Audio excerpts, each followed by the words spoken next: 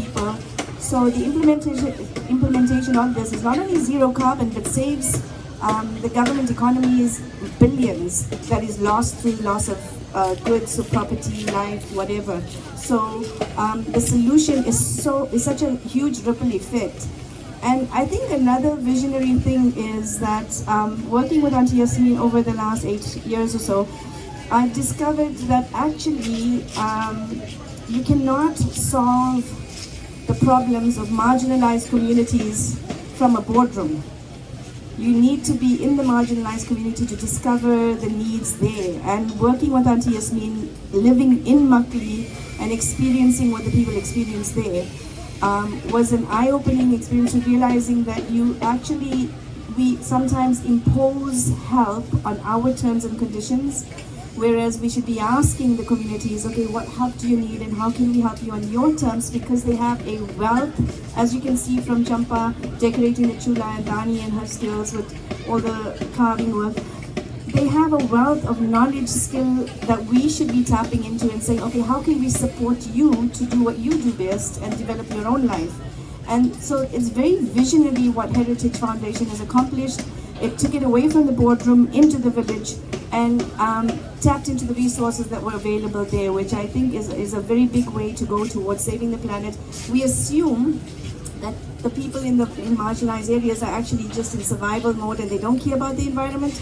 Actually, they do care about the environment because they're in survival mode, and a lot can be done from these methodologies. Thank you, Safeeyah. And now with this connection, I want to say again, thank you to Auntie Safeeyah for bringing it all into being and manifesting it. Something that you said in your letter to a young architect, which I refer to constantly, is that walking barefoot allows us to bring ourselves closer to the ground. And I think this is something that you do, as Auntie Safeeyah said, this ethos and idea that we need to be able to walk with the people that we work with. Something very important, whether that condition is Makli or whether it's London or whether it's Johannesburg. It's incredibly important to listen to the ground, to listen to the conditions, and then to be in dialogue with those conditions before we project solutions, because I think our solutions are inherently also colonized. And this is something that I've learned from you, and I think another thing that's very important is that we need to be able to learn to build with what we have around us. If what we have around us is earth and sand, then that's what we build with. And in cities, if what we have around us is waste, then that's something that we also need to learn to work with and to use. And I think that your ethos can be, it's absolutely necessary, super translatable to the rest of the world, not only in terms of the building and construction techniques, but in terms of the methodology and the attitude and the approach to practice, to listening, to being and feeling, rather than just projecting. For the first time, we have also beauty back. It means that we need to understand what beauty is, and we see that there are also different approaches. In your co-creation or updated vernacular is one side. There are other possibilities, but I think that this is something that we don't have to give for granted, because in a certain architecture school we are used to a certain way to design. Then there is a second point that's crucial, that's also related to the technology, the materials, and the skills for architecture, because mainly this idea to hands-on workshops and to put hands and deal with the physical construction that is, it has a weight, it has a resistance, and all the joints of the log, brings you back to real world construction that sometimes with the BIM world our students are going to lose. And I think this is important because it's the real message that can bring to a different way to deal with architecture. And what was very interesting is that among different people that were proposed for the honoris causa, the student had chosen Yasmeen because they found that was the most interesting message. And now this is a confirm that what you do, it's open different paths in different parts of the world, so it's very challenging, and it will work to be researched more. Cassandra. you know, when they were kind enough to award me this very prestigious honorary degree. So I was very surprised because I'm working in the remote corner of Pakistan, and here in Milano they suddenly picked me up. So I asked them, I said, how come? Why? Because apparently it's the first woman in, I don't know, 164 years of your history. And Ilaria told me, she said, well, it's because the students were the one who gave you preference. So I find that the young people are more aware, and this whole message resonates with them much more. And that's why I think it's so important that we work more with them, and the universities that are working together. It's quite amazing. So yeah, I'm just very grateful for all this that's happening, and I think that the young people who will take everything forward. They are much more alive to the whole issue of climate change and what's happening with the world. And so that's why I think the contribution that's being made, especially by women, especially women deans actually. There are deans of School of Architecture where there are women, so they are much more alive to this whole thing. I think it's really relevant to pose the question which I often get asked, is that, you know, what have you learned from rural Bangladesh or global south that would be applicable to places like London or in the Western world? And I often get asked that, and I think, you know, what you're doing, Yasmeen Apu and Zainab Apu, and it is relevant. So, for example, the COVID-19 pandemic in the UK had highlighted that the marginalised, racially marginalised communities in London and in other cities in the UK had been disproportionately affected by the pandemic, and, you know, the number of deaths had been disproportionately higher for racially marginalised communities in the UK, and how, you know, what we've learned from the practicing in the global south of using architecture, using design, utilising it as an active agency to mobilise communities to you know, transform the social situation that we face now of inequality in many levels. So I think that's the main lessons that I would advocate to my students and future architects, that it's now more than ever, it's important to know how to work with communities, know how to use the local knowledge, and know how to basically empower communities to mobilize them and to allow them to address and take ownership of the problems that they're facing. And as architects, we have those abilities to be able to do that, to work with marginalized communities and bring them to the forefront of boardrooms, of, you know, policymakers, and working with people of power who are able to change things. So yeah, so I guess this is the biggest important things that I've learned from working with rural marginalized women in Bangladesh who are facing the most extraordinary climate change calamities, and they're having to adapt to it themselves. And we found that in rural Bangladesh, especially in rural Bangladesh where men are outside of the village, working in the cities or abroad, is the women who are taking on the burden of climate change disproportionately. They are having to face, they're taking on the responsibilities to protect their families from environmental calamities.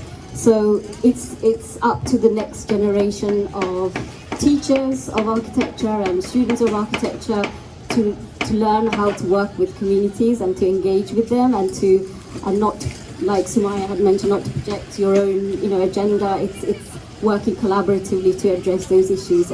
And this is what's happening here today and this week, and this is a great example of how that can happen. So thank you very much for including me in the discussion.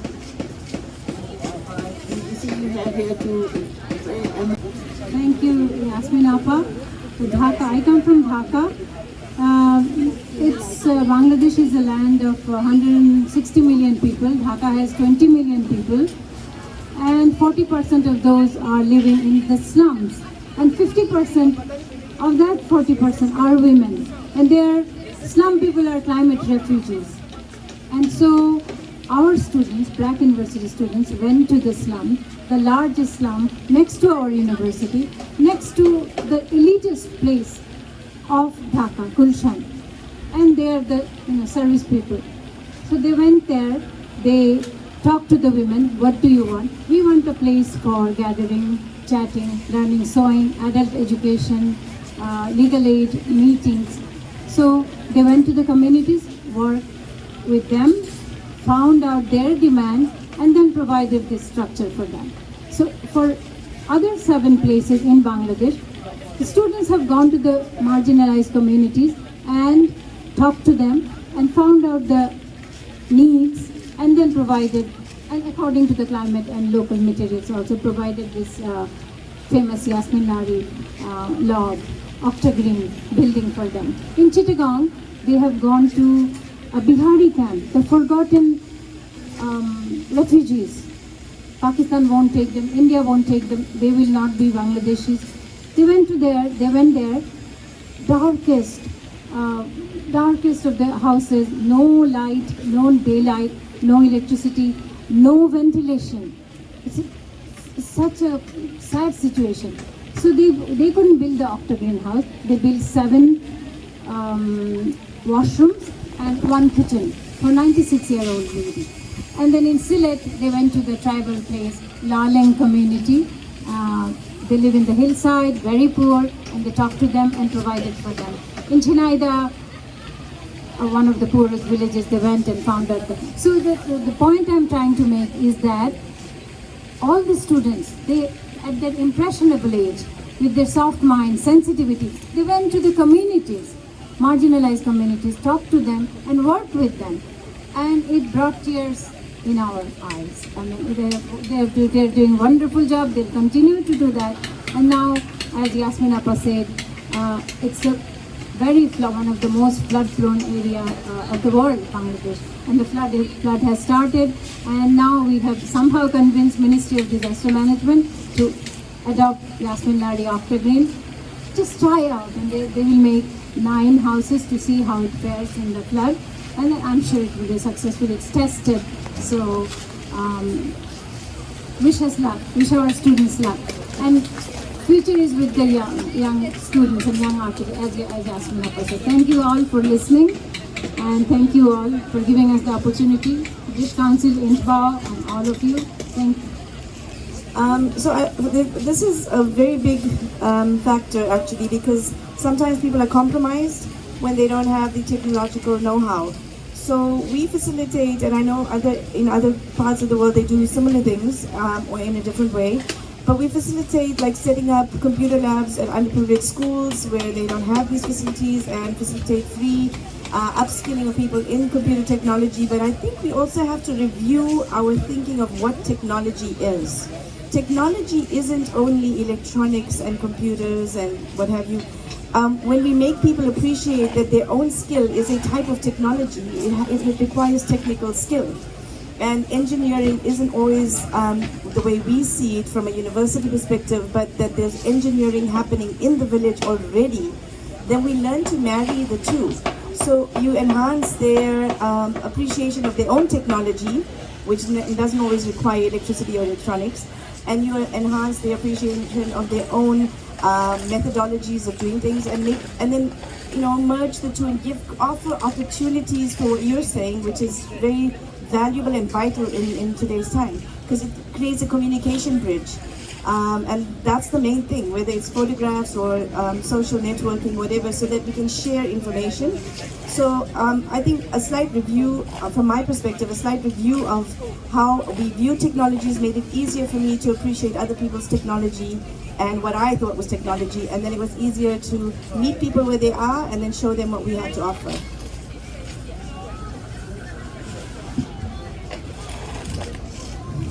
How old are you? 81.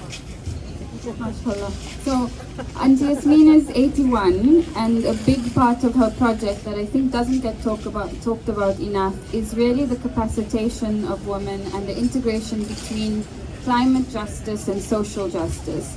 And a big part of the project that I'm deeply inspired by and always in awe of is the amount of women who are capacitated through the work. And I think the last time we spoke, it was 4,000 women were capacitated enough to be able to earn an income for themselves And I think exactly as Auntie Safeeyah is saying, how we think about technology, that different forms of technology are also technology, is something that's in Auntie Yasmeen's work through re-looking at, reappreciating vernacular forms of technology. But also I think there are many projects that we've talked about underway that are teaching children about coding, teaching children about how to use computers in rural areas that will then also capacitate their mothers who are looking after these centers in some way. But I think to think about the economics of the project is really, really phenomenal, and I think something that's not talked about often enough.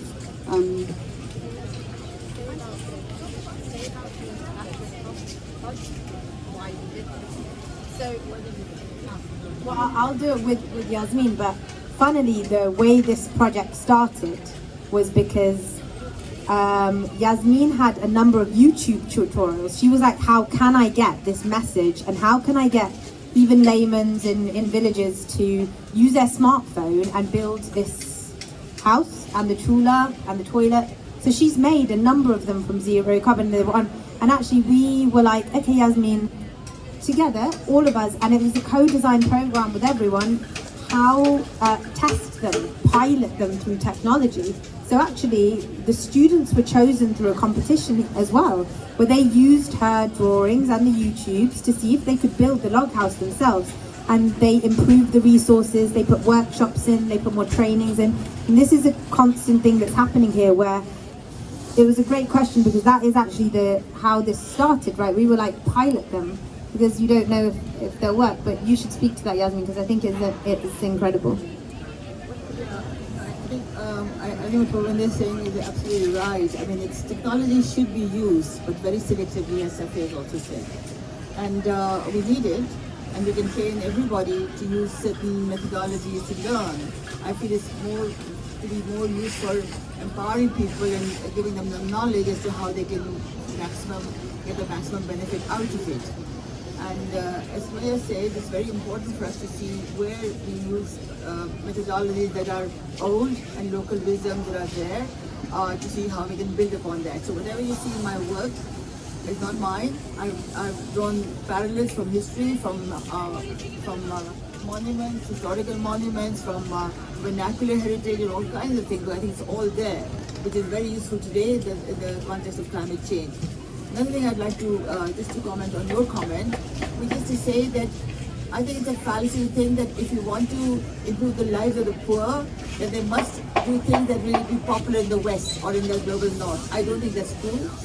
We've tried it out with just the poor, and I've got something called barefoot ecosystem, which means that you only do work for the other poor. Because you have to create a whole ecosystem of humanism and humanity, where you work together for the others, not necessarily to just earn money. Money earning is important, but not is the ultimate goal. And when you do it for others, then you bring in a bit of yourself into it, and that's what's the most important element that you can introduce.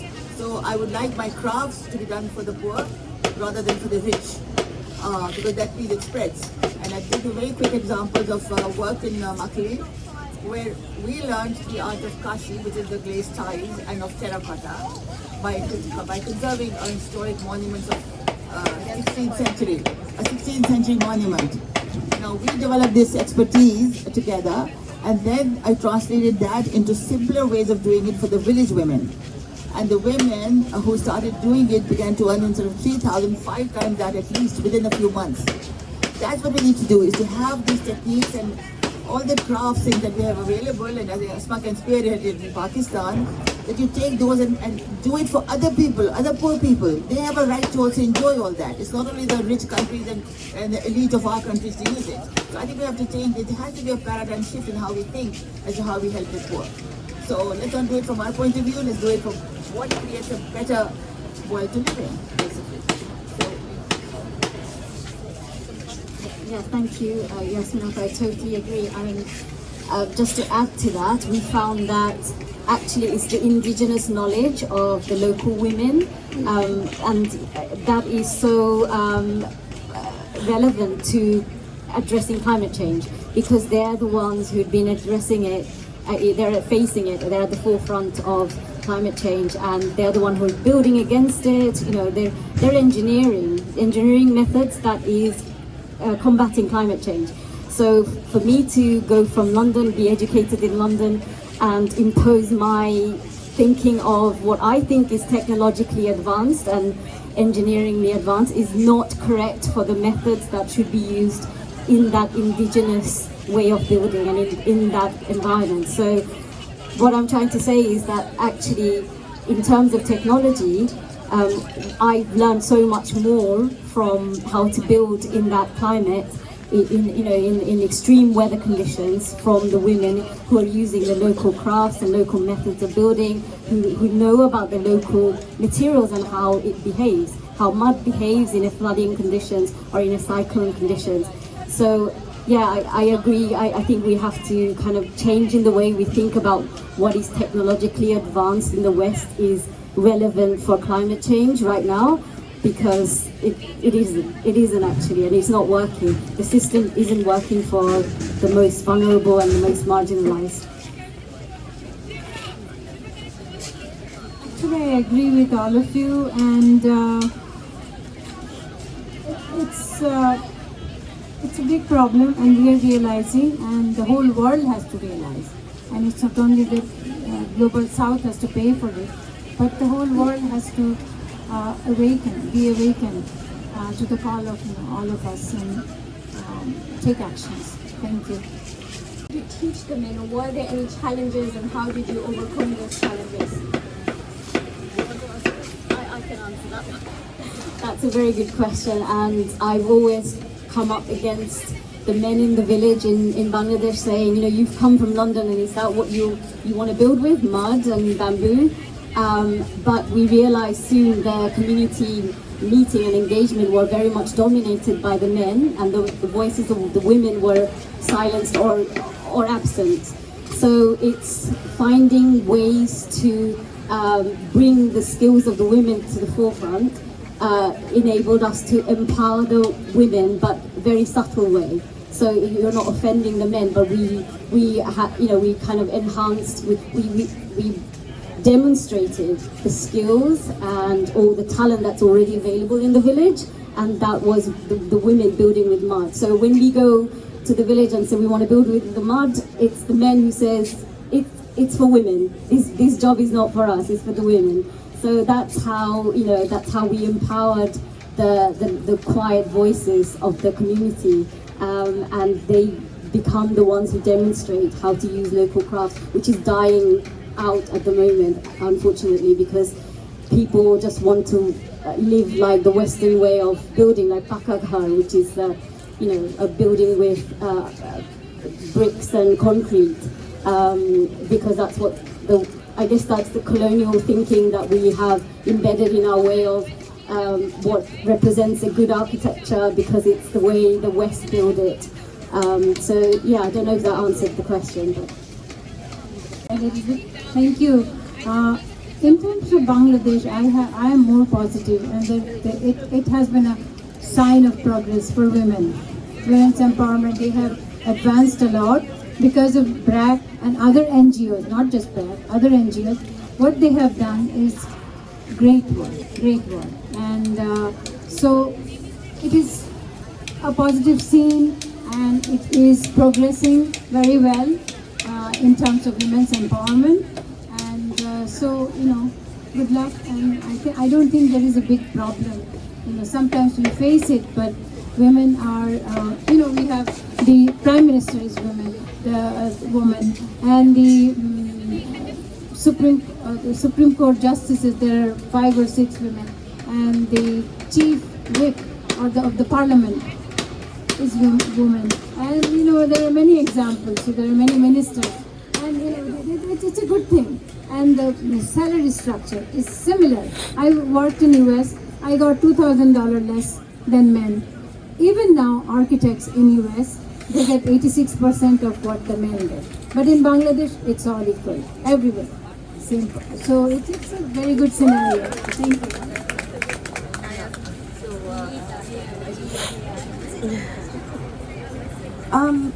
what's really relevant now, I think, and it's something I also learned in Makli and going to Pandalaya and moving around with Auntie Yasmeen, that to have a more visionary approach, it's not to say the empowerment of women at the exclusion of men. It's to empower women and include the women where they have been marginalized. So marginalized is women, but marginalized is also communities which include men.